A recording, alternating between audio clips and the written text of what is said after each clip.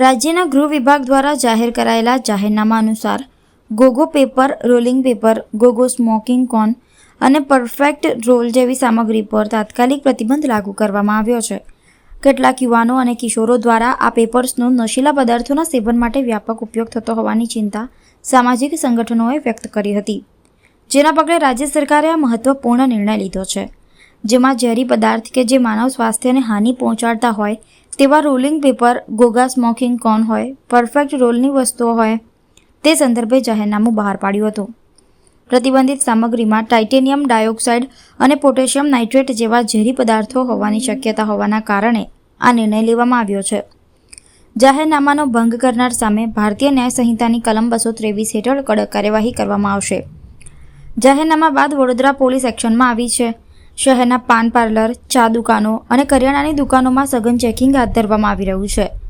દુકાનદારોને પ્રતિબંધિત વસ્તુઓનું વેચાણ ન કરવા કડક સૂચનાઓ આપવામાં આવી છે. આ દરમિયાન વડોદરા નવાપુરા પોલીસ મથક દ્વારા મહત્વપૂર્ણ કાર્યવાહી કરવામાં આવી છે. નવાપુરા પોલીસ સ્ટેશનના પીએસઆઈ આરજે સોલંકી અને તેમની ટીમે રાજમહેલ રોડ, વેરાઈ માતા ચોક પાસે આવેલી રાધે સેલ્સમાં દરોડો પાડી ગોગો પેપર, સ્મોકિંગ કોન સહિતની અંદાજિત ₹2,05,000નો મુદ્દામાલ કબજે કર્યો છે. પોલીસે કુલ 56 બોક્સ સીલ કર્યા છે. ઝડપાયેલા મુદ્દામાલમાં ટાઇટેનિયમ ડાયોક્સાઇડ સહિત અન્ય ઝેરી પદાર્થો હોવાની શક્યતા છે, જેને લઈ મુદ્દામાલનું વૈજ્ઞાનિક પદ્ધતિથી પૃથ્થકરણ કરવામાં આવશે. જાહેરનામાનો ભંગ કરવા બદલ દુકાનદાર ગિરીશ ભારવાની સામે બીએનએસ કલમ 223 હેઠળ ગુનો નોંધવામાં આવશે. વડોદરા પોલીસ દ્વારા આગામી દિવસોમાં શહેરના અન્ય વિસ્તારોમાં પણ આવા ચેકિંગ અભિયાન વધુ કડક બનાવવામાં આવશે.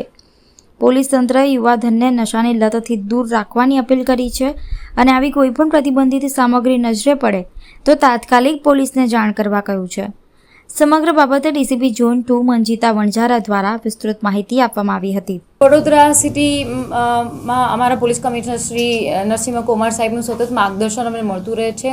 કોટપા એક્ટ હેઠળ ઘણી બધી કાર્યવાહી માટે અગાઉથી અમને સૂચના મળેલી, એ આધારે નવા જાહેરનામાની પણ જાહેરાત સરકાર દ્વારા કરવામાં આવેલી હતી કે જેની અંદર એવા કોઈ પદાર્થ હોય કે જેમાં titanium oxide, potassium nitrate, artificial dye હોય, કેમિકલ કાર્બોનેટ હોય, ક્લોરિન બ્લીચ હોય જેવા ઝેરી પદાર્થ હોય તો માનવ સ્વાસ્થ્યને એકદમ નુકસાન કરતા હોય, હાનિકારક હોય એવા રોલિંગ પેપર્સ, જે આપણે અત્યારે હાલ એનું જે કાર્યવાહી કે આવા રોલિંગ પેપર્સ હોય, ગોગો સ્મોકિંગ કોન હોય, પરફેક્ટ રોલની વસ્તુઓ હોય, પાન પાર્લરમાં મળતી હોય આવી બધી, પરચુરણ કરિયાણાની દુકાનો છે, ચાની દુકાનો છે, આવું બધું અત્યારે હાલ સરળતાથી ઉપલબ્ધ થઈ રહ્યું છે. એવું સરકાર પણ આ બધી ચિંતિત હતી. એમાંને સરકાર દ્વારા જાહેરનામું પણ કરવામાં આવેલું હતું ગૃહ વિભાગ દ્વારા, અને એ જાહેરનામાના આધારે અમારી ટીમ પણ અહીંયા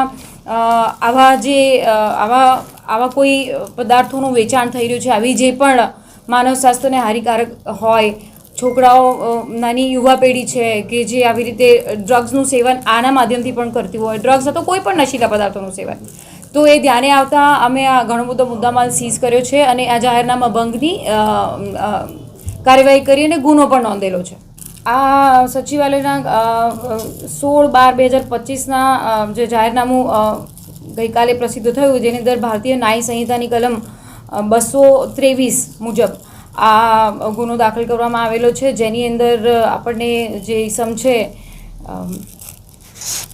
ગિરીશભાઈ ભારવાણી એને અમે લઈને આવ્યા છે અને ગુનો એના વિરુદ્ધમાં નોંધી અને આગળની કાર્યવાહી ચાલુ છે, તપાસ ચાલુ છે.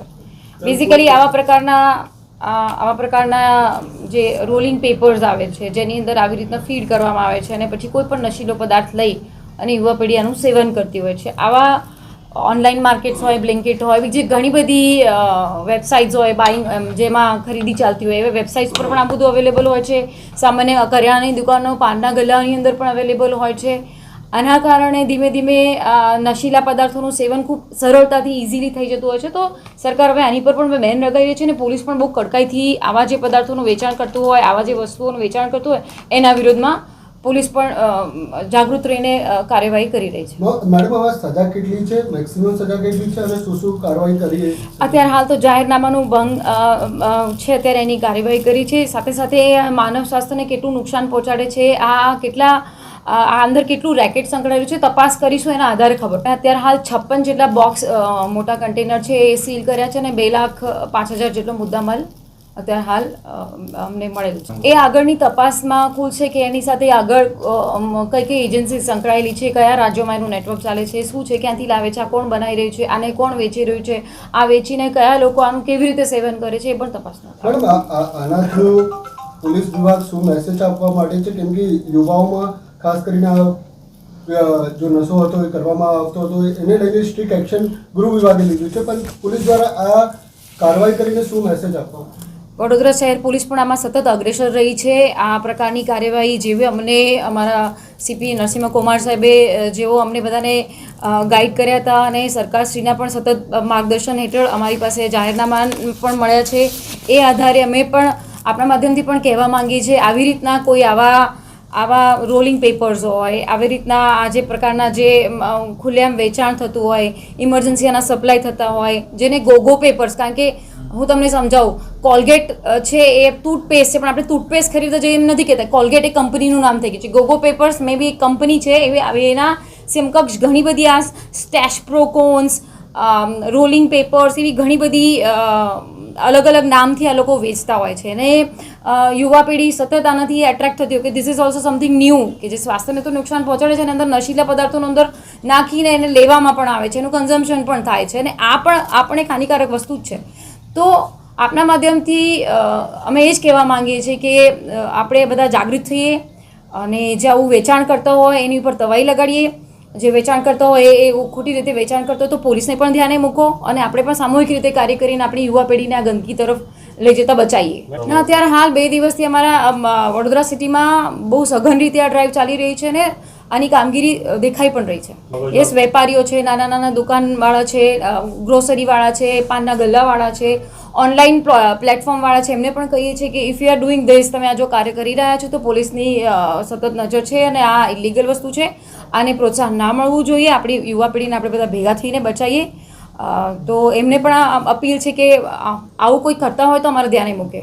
અને આ બેન થયેલું છે હાલ એનું તો ઇન્ટ્રોગેશન પણ ચાલે છે. એ પોતે ઘણા બધા સપ્લાયર પણ હતો અને બીજે ક્યાંકથી લાવતો પણ હતો માલ, અને ઘણા બધા પાનના ગલ્લાઓને છૂટક વેપારીઓને વેચતો પણ હતો.